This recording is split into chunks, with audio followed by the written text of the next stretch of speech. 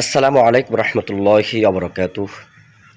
অনেক মা বোনেরা অভিযোগ করে বলে, হুজুর আমার মেয়ের বিয়ে হচ্ছে না বা ভালো পাত্র পাচ্ছি না, কোনো এ, তাবিজ কোনো আছে বা কোনো তদবির আছে যেটা যদি করা হয় তাহলে আমার মেয়ের ভালো একটা জায়গায় বিয়ে হবে এবং অতি তাড়াতাড়ি তার বিয়ে হবে।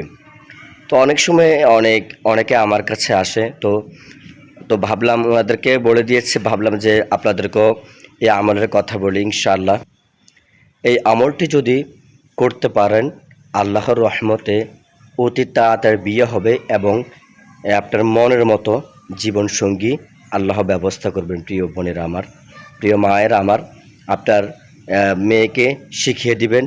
প্রিয় বোনেরা আমার, আপনারা শিখবেন যাদের বিয়ে হয় না, যাদের ছোট বোনের বিয়ে হচ্ছে না, ছোট বোনদেরকেও শিখিয়ে দিবেন। তো এই আমলটি করার পূর্বে নামাজের পরে 3 বার দুরূদ শরীফ পড়বেন, 3 বার রাসূল করিম সাল্লাল্লাহু আলাইহি সাল্লামের শানে দুরূদ পড়বেন।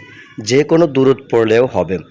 তো যদি আপনার থেকে দুরূদ নামাজের ভিতরে যে দুরূদ পড়ি সেটা পড়বেন। যদি এটা পড়তে আপনার থেকে বড় মনে হয় তাহলে সাল্লাল্লাহু আলাইহি ওয়াসাল্লাম পড়লে হবে।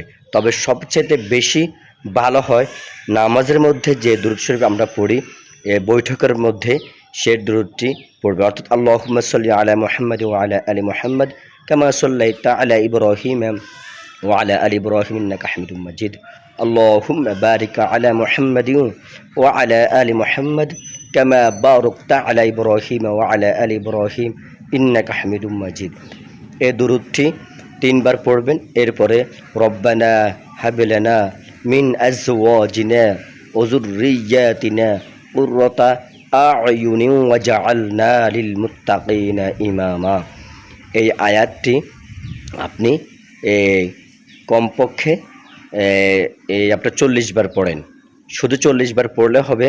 রব্বানা হাব লানা মিন আজওয়াজিনা ওয়া যুররিয়্যাতিনা কুররাতা আ'য়ুনিন ওয়াজআলনা লিল মুত্তাকিনা ইমামা। যদি আপনি 40 বার পড়তে না পারেন তাহলে আপনি দুরূদ শরীফ 3 বার পড়ে আপনি মোনাজাতের মধ্যে 3 বার পড়বেন। মোনাজাতের মধ্যে 3 বার পড়বেন এবং আল্লাহর কাছে আপনার মনের মানুষ পেলে, কীরকম মনের মতো স্বামী পেলে আপনি খুশি হবেন, আপনার জীবনটা ধন্য হবে, এরকমভাবে আল্লাহর কাছে দোয়া করবেন এবং ইনশাআল্লাহ আল্লাহর রহমতে আল্লাহ আপনাকে উত্তম জীবনসঙ্গী দান করবেন, মনের মতো স্বামী দান করবেন। এবং পাশাপাশি ইস্তেগফার পড়বেন, অর্থাৎ আস্তাগফিরুল্লাহ আস্তাগফিরুল্লাহ। এটা মোনাজাতের বাহিরে, মোনাজাতের মধ্যে না, ঠিক আছে? মোনাজাতের বাহিরে, যেমন আপনি নামাজ শেষ করার পর আস্তাগফিরুল্লাহ আস্তাগফিরুল্লাহ পড়তে পারেন, এবং কি হাঁটতেছেন, চলাফেরা করতেছেন, কাজকর্ম করতেছেন, আস্তাগফিরুল্লাহ আস্তাগফিরুল্লাহ পড়তে পারেন, ঠিক আছে? আর সবসময় রব্বানা হাব লানা মিন আজওয়াজিনা ওয়া যুররিয়্যাতিনা কুররাতা আ'য়ুনিন ওয়াজআলনা লিল মুত্তাকিনা ইমামা। এই আয়াতে কারিমটি আপনি বেশি বেশি করে পড়তে পারেন। যখনই সুযোগ পান তখনই পড়বেন। আর প্রত্যেক নামাজের পরে আপনি 3 বার দুরূদ শরীফ পড়ে আল্লাহর কাছে মোনাজাতের মধ্যে এই দোয়াটি পড়বেন। ইনশাআল্লাহুল আজিজ আপনার অতি তাড়াতাড়ি ভালো একটা সম্বন্ধের সাথে আসবে এবং ভালো একটা আপনার মনের মতো স্বামী আল্লাহ রাব্বুল আলামিন আপনাকে দান করবেন, যার সাথে আপনার সংসার করলে দুনিয়া ও আখিরাতে কামিয়াব এবং সুখের শান্তিতে আপনি সংসার করতে পারবেন। প্রিয় বোনেরা আমার, এই আমলটি একবার করে দেখুন, ইনশাআল্লাহ ফলাফল পাবেন। আল্লাহ রাব্বুল আলামিন আপনাদেরকে মনের মতো স্বামী আপনাদের জীবনে যাতে করে ব্যবস্থা করে দেয় সে দোয়া করি। আল্লাহ রাব্বুল আলামিন সেই আপনাদের জন্য ভালো একজন নেককার স্বামী দান করুক।